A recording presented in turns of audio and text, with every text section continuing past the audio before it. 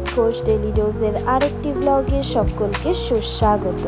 আজকে আমাদের একটা বিয়ে বাড়ি ছিল, তো তার জন্যই আমি খুব তাড়াতাড়ি রেডি হয়ে গেছিলাম, কারণ আমাদের বিয়ে বাড়ির লোকেশনটা ছিল কলকাতা থেকে একটু দূরে। তো ইঙ্গিতও এসে গেছিলো, ইঙ্গিত এসে আমাকে পিক আপ করে আমরা বেরিয়ে পড়েছিলাম বিয়েবাড়ির উদ্দেশ্যে। তো যেতে যেতে আকাশটা দেখে প্রচণ্ড ভালো লেগেছিল। এমনি আমি আকাশ দেখার ফ্যান, তো তার মধ্যে এত সুন্দর একটা সানসেট ভিউ দেখতে পাওয়ার জন্য আমার মনটা একদম খুশি হয়ে গেছিলো।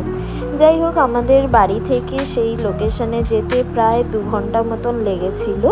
তাই জন্য আমরা বেরিয়েছিলামও একটু তাড়াতাড়ি, কিন্তু তাও যেহেতু জ্যাম, অনেক ট্রাফিক ছিল রাস্তায়, সেই কারণে গিয়ে পৌঁছাতে আমাদের সেই সন্ধেবেলাই হয়ে গেছিলো।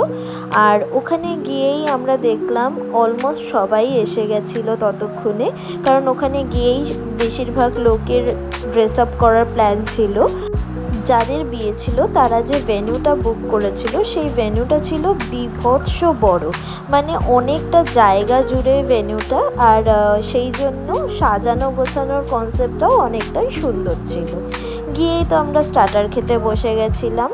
স্টার্টারে ছিল হরেক রকমের জিনিস, যেরকম বাঙালি বিয়েবাড়িতে হয়ে থাকে। তারপরে একটু খাওয়া দাওয়া, একটু বিয়ে দেখা, এই চলছিল পুরো সন্ধে জুড়ে। এরকম একটা দুটো বিয়েবাড়িতেই সব বন্ধুদের সাথেই যেরকম দেখা হয়, তেমনি অনেক গল্প, হাসি, আড্ডা চলতেই থাকে। ব্যাস, ওদের মালা বদলের সময়ও চলে এসেছিল। ভীষণ মিষ্টি লাগছিল দুজনকেই। এই হলো আমাদের বর আর কনে।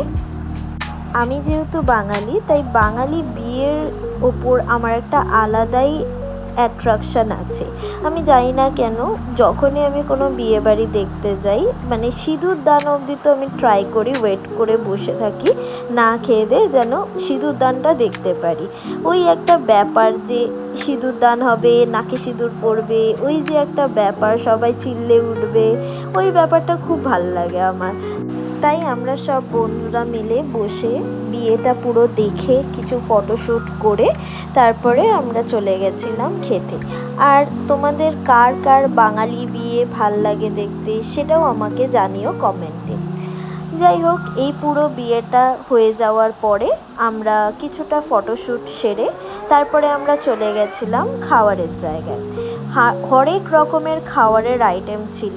যেহেতু অনেকটা রাত হয়ে গেছিলো খেতে, তাই মানে সবারই আর কি খাওয়া দাওয়া হয়ে গেছিলো, শুধু বন্ধুরাই বেঁচেছিলাম। যাই হোক, খাওয়া দাওয়া হয়ে যাওয়ার পরে যে যার বাড়ির উদ্দেশ্যে বেরিয়ে গেছিলাম। আর যেহেতু প্রচণ্ড টায়ার্ড ছিলাম, তাই বাড়ি এসেই ঘুমিয়ে পড়েছিলাম। চলো, আবার দেখা হবে পরের একটি ভ্লগে। এখনকার জন্য টাটা।